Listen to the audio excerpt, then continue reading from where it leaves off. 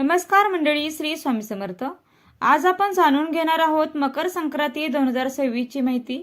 मकर संक्रांतीच्या दिवशी भगवान सूर्य मकर राशीत प्रवेश करतात आणि आपले पुत्र शनी महाराज यांना ते भेटायला जातात अशी आख्यायिका आहे। मकर संक्रांतीपासून उत्तरायण सुरू होतं, म्हणजे देवांचा दिवस सुरू होतो आणि या मकर संक्रांतीच्या दिवसापासून सूर्याचं उत्तरायण सुरू होतं आणि या उत्तरायणाचाच काळ अतिशय शुभ मानला जातो। आपल्या जीवनातील अंधकार नष्ट करणारा असा हा दिवस आहे। त्यामुळे मकर संक्रांतीच्या पुण्यकाळात जप तप दान अवश्य करावे।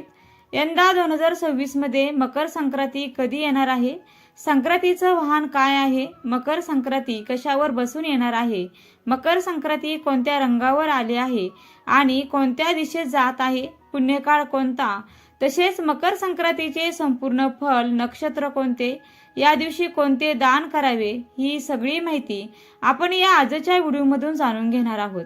आपल्या हिंदू धर्मामध्ये मकर संक्रांतीला फार महत्त्व आहे। जेव्हा सूर्य मकर राशीत प्रवेश करतो त्या शुभ योगाला मकर संक्रांत असं म्हणतो। तर मकर संक्रांत हा सण आपण अगदी आनंदाने साजरा करतो। मकर संक्रांत हा सण नेहमी आपण पाहत आलोय की तो 14 जानेवारीला येतो किंवा 15 असं क्वचितच घडत असतं। 14 जानेवारी 2026 रोजी संक्रांत आली आहे। खूप दिवसानंतर असा योग आला आहे की या दिवशी षटतिला एकादशी देखील आहे। अतिशय शुभ अशी ही तिथी आहे। एकादशी आणि मकर संक्रांती एकत्रित आपण साजरी करणार आहोत। शके 1947 पौष कृष्ण 11 बुधवार 14 जानेवारी 2026 रोजी दुपारी ठीक 3:06 सूर्य मकर राशीत प्रवेश करतो। संक्रांतीचा पुण्यकाळ कधी आहे तर 14 जानेवारी रोजी दुपारी 3:06 पासून सूर्यास्तापर्यंत, म्हणजे 6:20 पर्यंत। या पुण्यकाळात आपण काय करायचं तर महिलांनी वाणवसा करून घ्यावा, वाण द्यावं, दान आपण करू शकता, जप तप करू शकता। आता या वर्षी मकर संक्रांत कशावर बसून आले, वस्तू कोणत्या परिधान केलेल्या आहेत आणि संक्रांतीने ज्या वस्तू परिधान केलेल्या आहेत त्या वस्तू आपल्याला वर्ज्य करायच्या असतात।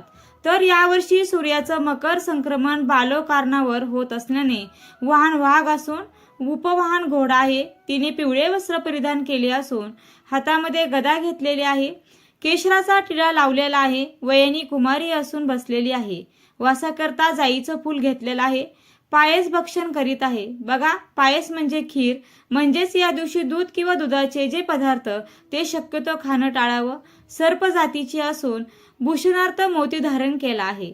वार नाव व नक्षत्र, नक्षत्र हे अनुराधा आहे व वार नाव मंदाकिनी आहे। ती पूर्वेकडून पश्चिमेकडे जात आहे व वायव्य दिशेस पाहत आहे। संक्रांतीचं फळ, संक्रांतीने ज्या वस्तू परिधान केलेल्या आहेत त्या वस्तू महाग होतील। संक्रांती जेथून आली आहे तेथील जनतेला सुख प्राप्त होईल। पर्व काळामध्ये द्यावयाचे दान हे नवे भांडे, गाईला घास, अन्न, तिळपात्र, गूळ, तीळ, सोने, भूमी, गाय, वस्त्र, घोडा इत्यादी यथाशक्ती दान द्यावीत। मकर संक्रांतीचा सण हा 3 दिवस चालत असतो। संक्रांतीच्या आदल्या दिवशी भोगी हा सण साजरा केला जातो। तर यंदा भोगी हा सण मंगळवार 13 जानेवारीला भोगी हा सण असणार आहे। तर 14 जानेवारीला मकर संक्रांत आणि 15 जानेवारीला किंक्रांत हा सण साजरा केला जाणार आहे। किंक्रांत म्हणजे करी दिन, गुरुवार दिनांक 15 जानेवारीला असणार आहे। अशा प्रकारे तिन्ही दिवसाचं वेगवेगळं असं महत्त्व आहे। आपल्याकडे 3 दिवस अगदी छान आणि उत्साहामध्ये मकर संक्रांतीचा सण हा केला जातो आणि त्याचबरोबर महिलांचा हळदी कुंकवाचा कार्यक्रम आणि तिळगुळ वाटपाचा कार्यक्रम रथसप्तमीपर्यंत चालतो। तर अशा प्रकारे तिळगुळ घ्या, गोड गोड बोला असं म्हणून तिळगुळ देऊन हा सण साजरा केला जातो। बघा, बाजारभावावर ज्योतिषशास्त्रानुसार सोने, चांदी, डाळी, तांदूळ यांच्या दरामध्ये वाढ होण्याची शक्यता आहे अशी चिन्ह ज्योतिषशास्त्र सांगतं। संक्रांतीच्या काळामध्ये दान धर्माला फार महत्त्व आहे। तर या पर्व काळामध्ये वस्त्रदान करावं, भांड्याचं दान करावं, अन्नदान करावं, फळे दान करावी आणि गायी सुद्धा दान करावी।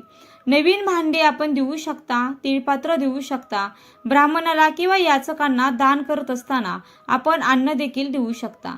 गूळ, तीळ, वस्त्र, गोग्रास आवश्यक द्या आणि या दिवशी आपण सत्यनारायणाची पूजा देखील करू शकता। तसेच तीळ हवन देखील आपण या दिवशी करू शकतो।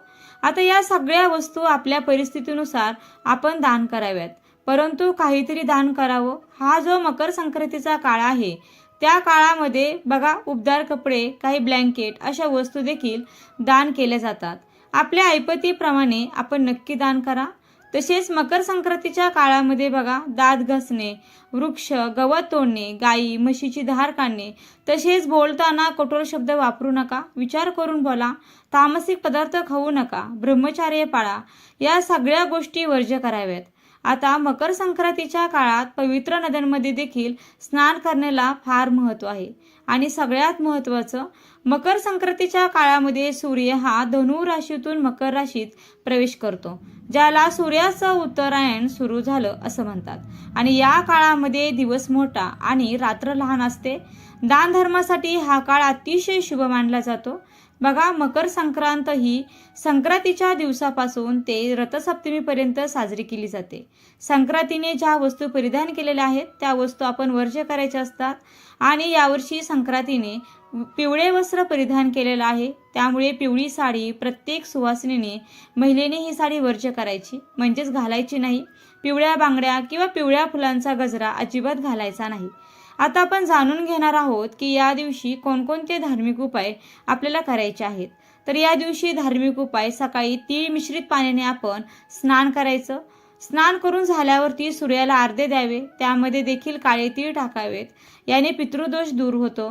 तसेच लक्ष्मी प्राप्तीसाठी कवड्या आणाव्यात. कवड्यांना दुधाने स्नान घालावे. एका वाटीत हळद घेऊन कवड्या ठेवाव्यात. तिळाच्या तेलाचा दिवा पूजनामध्ये आवश्यक लावावा. तसेच मुख्य दरवाजासमोर तुपाचा दिवा लावावा. तुळशीला देखील तुपाचा दिवा लावावा. आणि पूजनानंतर या कवड्या आपण तिजोरीमध्ये ठेवू शकता. इथे एक गोष्ट आवर्जून महत्त्वाची तुमच्यासोबत शेअर करत आहे. बघा यावर्षी 2 पंचांगात वेगवेगळी माहिती दिलेली आहे. चिंतामणी पंचांगाच्या आधारे जर माहिती पाहिली तर दोन्ही पंचांगातली माहिती सेम आहे, पण फक्त चिंतामणी पंचांगामध्ये काळा रंग वर्ज्य सांगितलेला आहे आणि आपल्या कॅलेंडरमध्ये आणि दुसऱ्या पंचांगात देखील पिवळा रंग वर्ज्य सांगितलेला आहे. आणि बघा तुम्हाला आठवत असेल की गेल्या वर्षी देखील पिवळाच रंग होता.